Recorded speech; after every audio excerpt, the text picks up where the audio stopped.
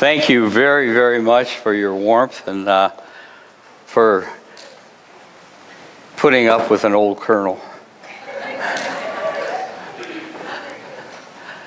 By the way, the reason I'm sitting is not because I'm lazy. I am waiting on God to heal my hip. So you can just believe that with me, okay? Amen. In 2004, the Lord showed me something that became kind of the genesis for the leadership book I wrote. And it also changed how I looked at grace. And I want to share that with you today because I think it can change your life. And the title of what we're talking about is The Great Paralyzer. I want to talk about something that paralyzes Christians all the time because they don't understand how God works in grace. The Lord, when I was working on something one time, He said, "Did you know that most of the people in my family miss their destiny because of fear?" They miss their destiny because of fear, because they don't understand. They let the great paralyzer get them. And I want to read some verses, first from Isaiah, then Matthew, and then 2 Corinthians chapter 12, and then we'll kind of zero in on a particular word. And I want to share with you 8 principles to deal with the great paralyzer. Isaiah 53, verses 4 and 5. Surely He took up our infirmities. That word is important, and I want you to listen for it again. Infirmities. And carried our sorrows, yet we considered Him stricken by God, smitten by Him, and afflicted. But He was pierced for our transgressions. He was crushed for our iniquities. The punishment that brought us peace was upon Him, and by His wounds we're healed. Matthew 8:16 is the New Testament parallel for Isaiah. And it reads this way. When evening came, many who were demon-possessed were brought to Him. And He drove out the spirits with a word and healed all the sick. This was to fulfill the word spoken through the prophet Isaiah. He took up our infirmities. There's that nasty word again. Whatever it means, and we're going to talk about what it means. And He carried our diseases. Paul's struggling with something, and he writes this in 2 Corinthians 12. And he said to me, "My grace is sufficient for you, for my strength is made perfect in weakness. Therefore, I will gladly boast in my infirmities, that the power of Christ may rest upon me." Infirmities is an interesting word. It can mean healing, and we get the word infirmary from it, an old term for a hospital. We can get sicknesses from it. But did you know that there's another meaning that's just as powerful? And it has to do with inadequacies. God died for your inadequacies too. Not just to heal your sicknesses, but to deal with the feelings of inadequacy. And I know no one in this room wrestles with that.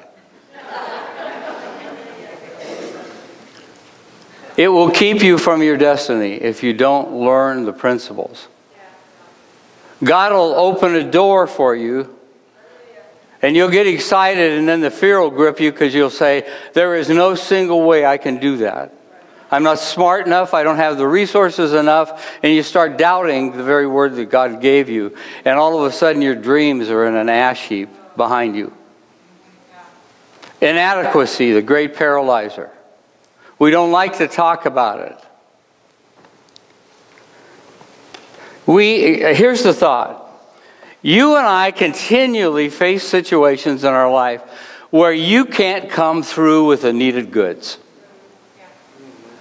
When you look at it and you say, the way I measure up, I can't deliver the goods, I can't heal it, I can't fix it, I can't make it better, and I can't come through as people are expecting me to. You ever feel that way? The truth is, everyone does. It's common to all of us. Did you know that everyone feels inadequate? I had a trip to Washington, D.C. I was near the end of my last position in the Air Force, and I got up to Washington, D.C. once every month, and we had meetings up there. It was a particular hard month.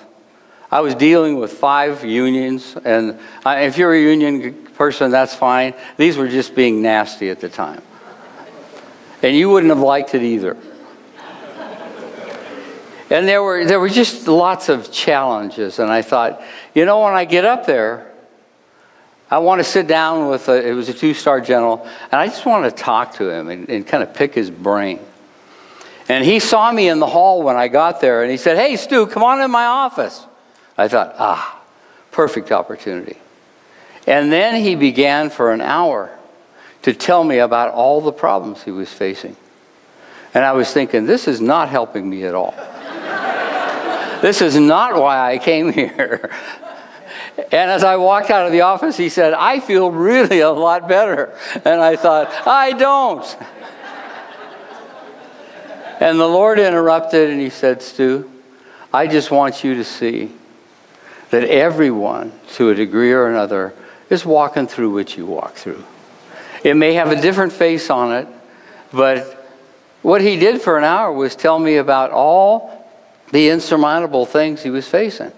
And they paled mine.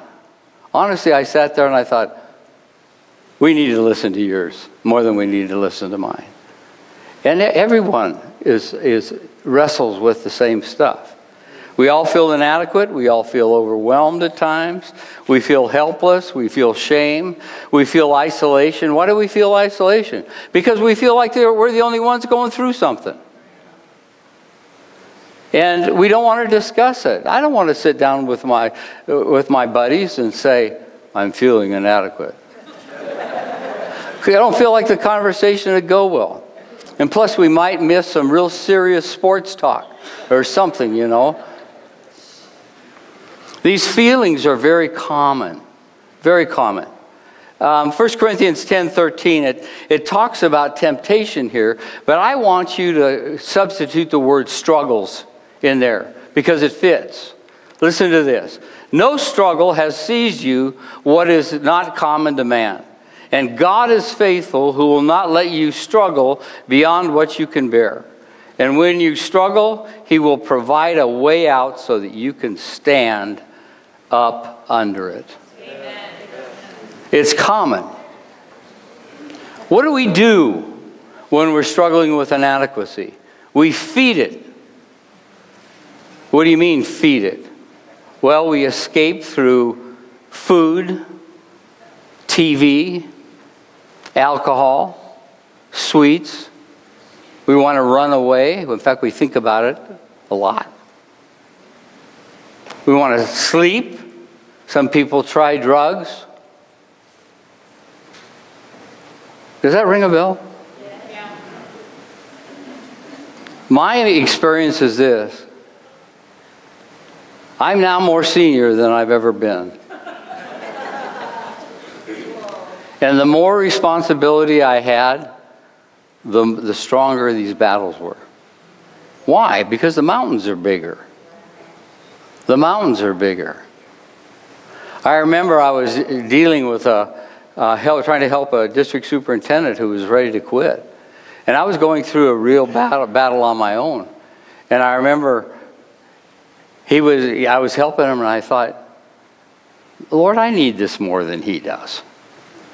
What are you going to break through for me?"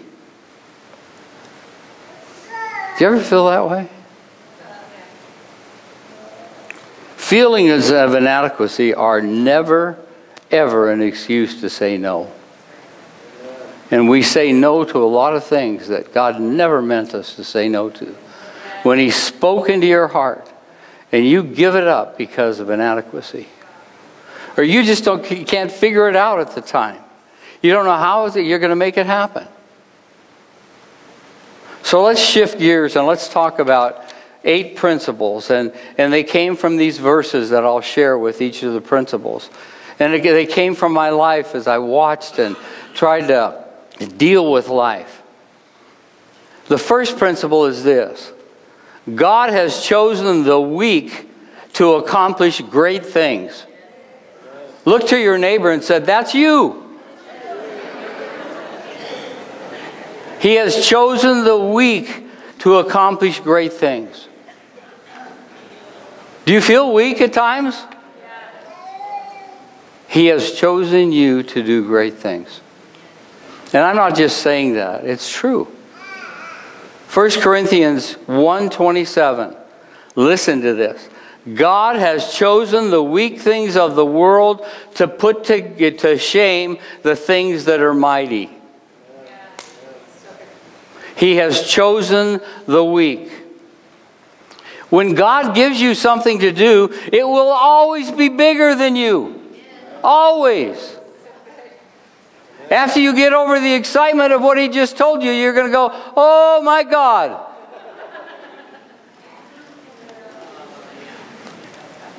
I had an experience, it was with that same general a few years before that. And I was getting ready to leave a job, a really, really good job. And I felt like that was about as good a job as the Air Force was going to give me. And you just kind of know when your time's up. And I was up in the Pentagon visiting this general in another capacity. And he said, would you stay around if I gave you a good job? And I thought, I don't know that there is one. But I said, yeah, I think I would. And then I was gulping, thinking, what am I agreeing to? And he said, well, your group would have the Western U.S. You'd manage all the Department of Defense contracts and NASA contracts in the Western U.S. There'd be 6,000 people. You would be in the bullseye, because if you mess up, you get fired. But other than that, it's a great job. You'd have 29 colonels working for you. And I said, that's like herding cats. And he said, what do you think? And I said, yes, I'll stay for that.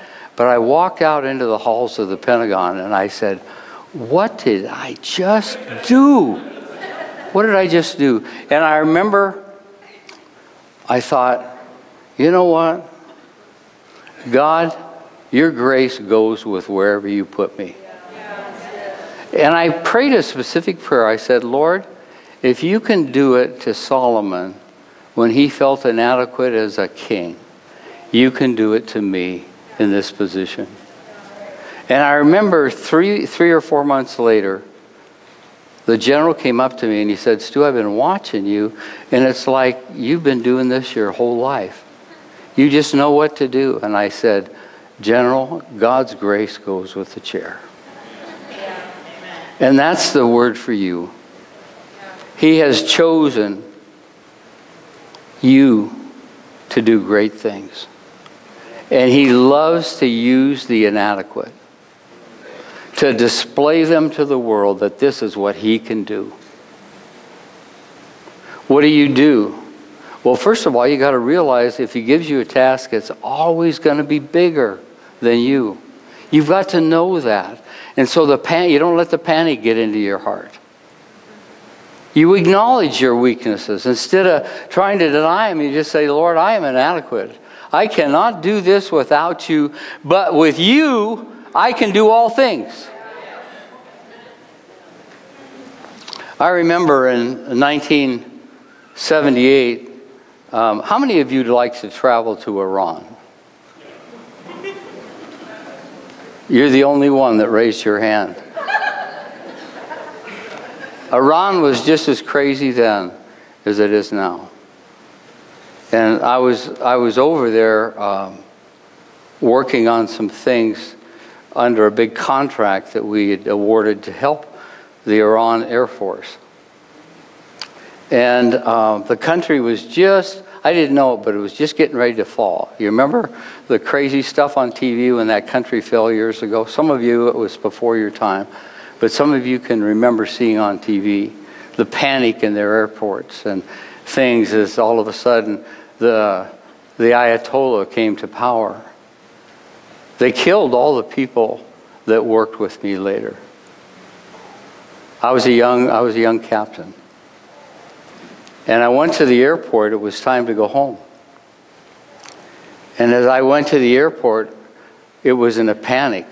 There was mobs at each of the desks where you could get tickets of all the airlines. I looked around this room and there wasn't anything open. And I said, Dear Jesus, I don't know what to do. I don't know what to do. What do I do? And it was like he went, and I looked over here and there was an attendant standing behind the counter with no one at his position. It was the only position in the room like that. And then he said, let's go. And I went up to the guy and I told him, my airline no longer flies into Iran and I need to go home. Oh, follow me. He said, grab your bags. He took me down the hall, put me on a plane. I turned around to thank him and he was gone. He was gone. God loves to bless the weak. When you can't fix it, He can fix it. Here's principle number 2.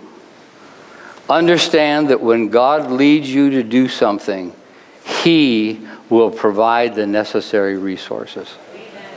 So whose responsibility is it for the resources you need? God's. What do you worry about the most when God's told you to do something? The resources. And you worry about what is His responsibility. Do we not? How are you going to provide the finances to do this? How are you going to go open the door? Who are you going to get to help me? Whose responsibility is it? It's God's. Philippians 2:13 says this, for it is God who works in you both to will and to do His pleasure. He not only gives you the want to, He gives you the how to. Isn't that amazing? He's the one that turns your heart to want to do it, and then He's the one that provides the way to do it. And we worry about His responsibilities. I wrote it down this way. He will give you the desire and ability to do it. What does that mean? Did you know what ability is? It's grace. Amen. What makes up grace? Let me give you some things. He gives you the strength, the supernatural strength that you need. He gives you the people that are going to help you. He gives you the wisdom that you don't have. He gives you the courage that we need. And He gives us all the needed provision. That is what grace is. And when He asks you to do something, He said, I will provide that. And what we do is we worry our little hearts away about the resources. He said, I don't need your help to worry. Probably says, just back off. Grace, God's resources, revelation, and responsiveness at Christ's expense. The third principle. The resources will be there when you need them, not before. Let me say that one again because that's important. The resources will be there when you need them, not before. Philippians 4:19. But my God shall supply all your needs according to His riches in glory by Christ Jesus. God knows that when things are needed better than you, and your worry doesn't rush Him. One day I was in a desk where I was on a team. I was the deputy at the time. And we did the assignments and career development for 1,600 officers and 1,600 enlisted people in the procurement career field. And we talked to a lot of people, and you were busy all the time, advising them, helping them, and so forth. But what was unique for me is I had been in the deputy's chair for 2 years. And in a few weeks, I was going to be in the other chair. And so I don't know why, but I decided I need to watch the boss even more closely. Because I was thinking, as I watched him, I thought, he'd help someone and do something, and I'd say, I would have never thought of that. Or, I don't know if I could do that. And it became more discouraging the more I watched him.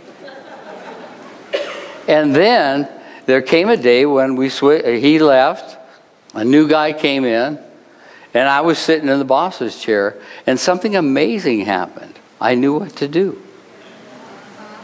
It was like, I call it this way, the grace goes with the chair. When you get in the chair, not before, but when you get in the chair, God's grace is there. A few years later, my deputy, I was watching him one day, and I thought, he's watching me an awful lot. And so I turned over to him and I said, I know what you're doing. You don't know what I'm doing. Yes, I do. I know what you're thinking. No, you don't. I said, yes, I do. I said, do you want me to tell you what you're thinking? You were just watching me because you're going to be the chief pretty soon. And you were thinking, I would have never thought of that. How did you know that? I said, because I sat in your chair. And I did the same thing.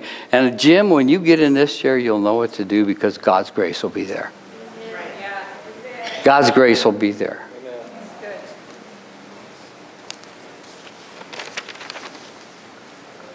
Here's a good one, which we all violate. Don't look too far in the future. You will feel overwhelmed if you do. Listen to what Jesus says to us about looking too far in the future. This comes from Matthew 6:34. So don't worry about tomorrow, for tomorrow will bring its own worries. Boy, ain't that the truth. Today's trouble is enough for today. Isn't that the truth? So what happens when you run into the future? Well, first of all, you got to realize that you have grace for today's challenges. You don't have the grace necessarily to fix tomorrow's challenges. He may speak to you and give you wisdom that will help you when you have to deal with that issue, but don't run into the future. What happens is you outrun God's grace. You get ahead of Him, and then all of a sudden you feel overwhelmed, and you're wondering, why am I feeling overwhelmed? It's because you got too far into the future. Ever happened to you? When you look so far, you get ahead of God's resources. Number 5. God's grace is like a coat. When the task is done, God takes off the coat. Now let me tell you where that comes from. Did you know that that's scriptural? What I said I didn't make up is a catchy saying. It comes from the Bible. You remember Elijah, when he had him pick Elisha to follow him? Well, he told Elisha, he said, if you're with me when the Lord takes me up, my mantle will fall on you. And so Elisha watched him like a hawk. In fact, Elijah tried to trick him on a couple occasions. Said, nah, you don't need to go on this one. And Elisha said, I am with you, buddy. I am watching you. And they got to the place where I don't think Elisha knew it, but he knew something was up. And a chariot came down. Elijah got in it. And as that chariot was leaving the earth, what happened? Elijah threw his mantle down to Elisha. Why? What did that picture? That pictures that when the task is done, God changes the coat. And who needed the coat? Elisha needed the coat. And he began to operate under the mantle of Elisha. And you can see, I'm just trying to get you to understand God's grace better. When he leads you to do something and when it's over, you will actually feel the mantle lift. Because he's changing. I tell young leaders, when you know that God is about to change from here to here, you've got to do two things well. Number one, don't finish on a bad note where you are. Do a good job right up until the point you leave. And then don't get too far in the future, because God will take care of you when you get there in the new position. It's why, I've noticed, like, when God gives you a big task and the coat changes, it's like, have you ever gone through a situation like a funeral? And how many of you know sometimes when you're doing a funeral, there's a lot to do and a lot of pressure, making a lot of decisions. And then, when it's over, the mantle leaves. And you almost feel funny. But it's that you don't need that surge and that heavy grace that you need when you're walking through it. But the coat will change. I noticed before I came to this job, I was pastoring in Southern California. And I noticed a year before me, when I was in a meeting with Grace International, there was a guy sitting in the position that I'm now in. And the Lord said, "You're going to go into that position, Stu. Get ready." Well, that happened a year later. And I could feel the mantle of grace lifting off of me to be a pastor and coming upon me to be in this position. And so it's a strange position, and you have to stay engaged on the one while trying to be prepared for the other. And if you understand what goes on, it will really help you. Number 6, don't ever compare yourself to others. Their coat is a different size than yours. Don't ever compare yourself to others. Their coat is a different size. 2 Corinthians 10:12, it says this: "We do not dare to classify or compare ourselves with some who commend themselves when they measure themselves by themselves and compare themselves with themselves. They are not wise." Well, let me put it this way: you're stupid. If you do a lot of comparing yourself to other people, you are foolish. Their coat is a different size. There was a lady in our church named Connie, probably one of the most capable, spiritually sensitive people I've ever met. And I was sharing this message in the church. I came back after I left, and Connie, and the Lord said, "Stu, on the comparison point, I want you to call Connie up." So I asked her to come to the front. And she had on this petite designer little jacket. One of my arms would have fit in it. And he said, "I want you to change, after you talk about people not comparing themselves to others, I want you to ask Connie to give you her coat. And you put your coat on her." I put my coat on her, and she looked like she was wearing a tent. The bottom of the coat, I'm not that big, but it came almost down to her ankles.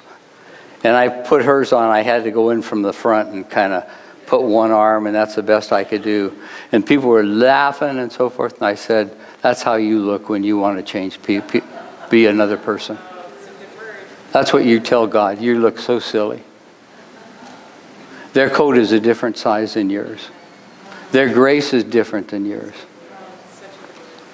And what you're telling God is you don't like the way He made you. How could God trust you if you don't like the way He made Him? Don't compare yourself with other people. Their coat is a different size. Their grace is different. Make sense? Yes. Number 7. We're getting close. Remember, how many did I say there were? 8. There we go. Number 7. Even if God has given you great abilities in an area, expect Him to test you in that area. In fact, if you have natural talents and gifts in an area that are very strong, God will test you, and you will probably not understand why He's testing you. And let me tell you why He's testing you. Because He wants you to lean on Him and not your abilities. He will literally take you through a cycle where a lot of people, when they first started in the Christian walk and God speaks to them and so forth, they feel like they can do anything. And the key words are, I can do anything. They feel that way. And then God begins to squeeze them and test them and so forth, and they begin to say, I can't do anything. And then He works in their heart and shapes them, and they come to a point where they say, God can do anything through me. Yes. Talents, abilities are gifts from God. You can't take credit from them, for them. They don't guarantee success. I see a lot of talented people never get off the bench for sports because they got such a bad attitude. They're the most talented player on the bench.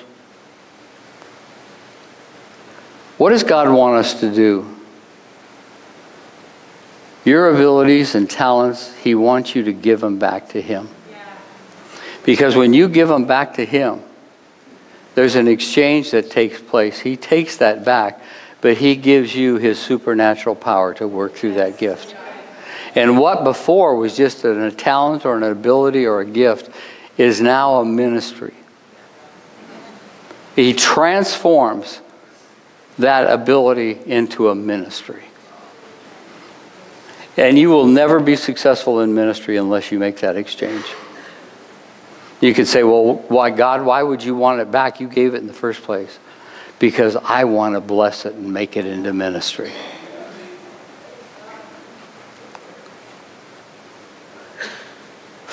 When you give it back to Him, somehow in a supernatural way, they can be used. You can be used in ways you never imagined.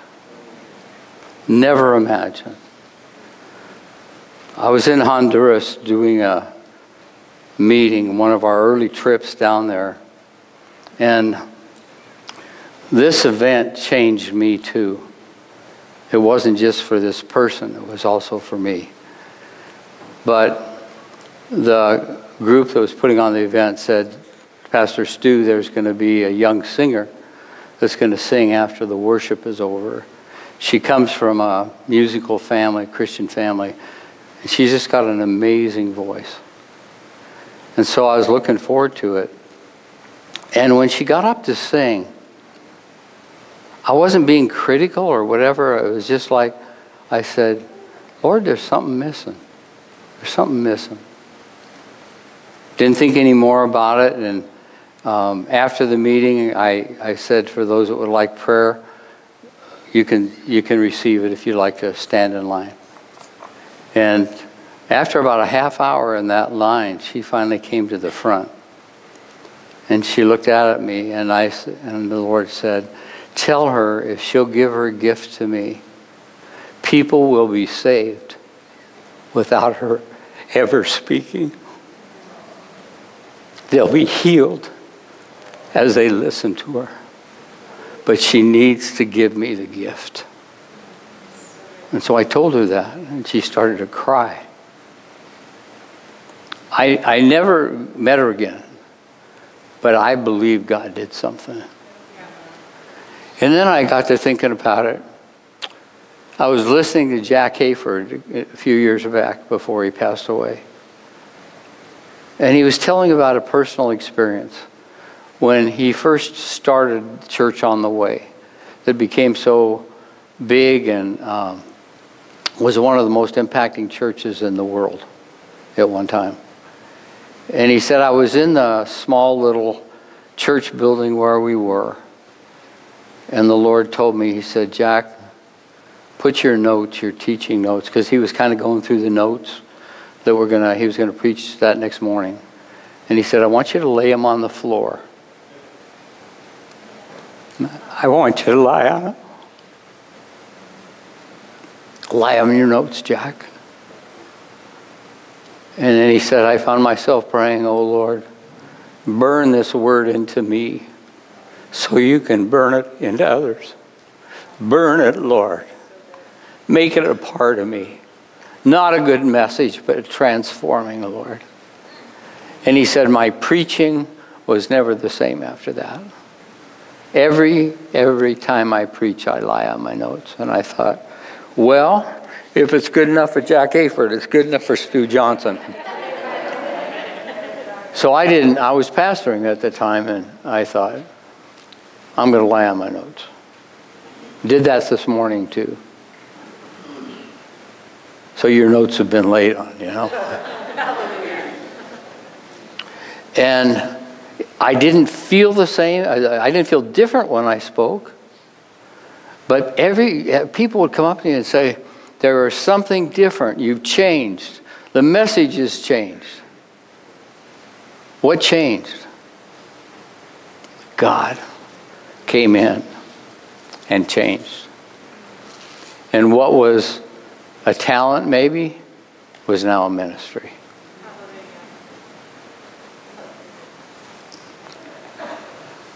Here's number 8, and this is really quick and we'll be done. Learn the difficult lesson now. It is not about you. It is all about God. Think we ought to repeat that one? Learn the difficult lesson now. It is not about you.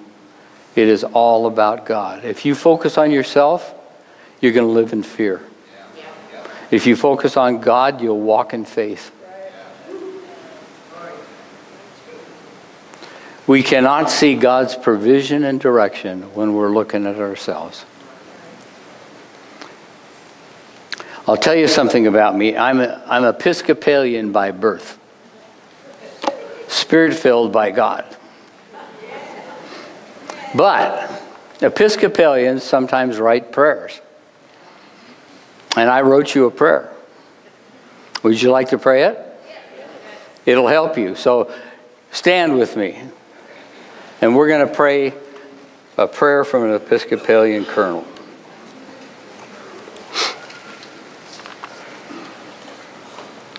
And I would encourage you to close your eyes and really engage in this.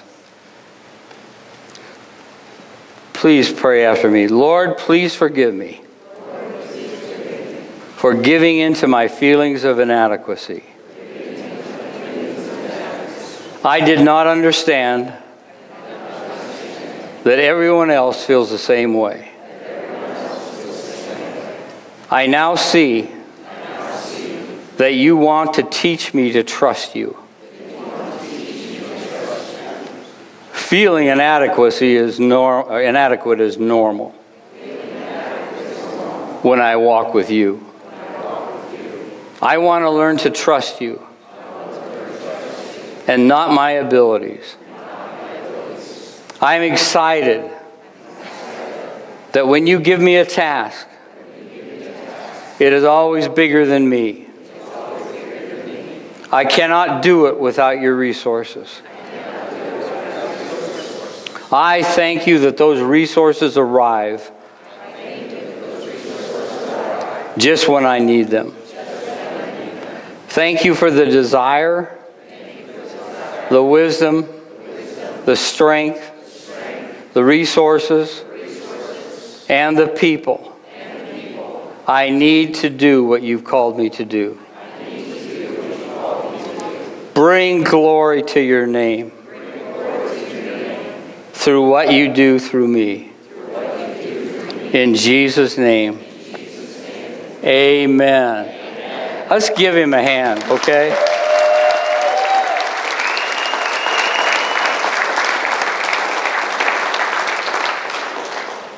Now we're going to watch Stu go down the stairs.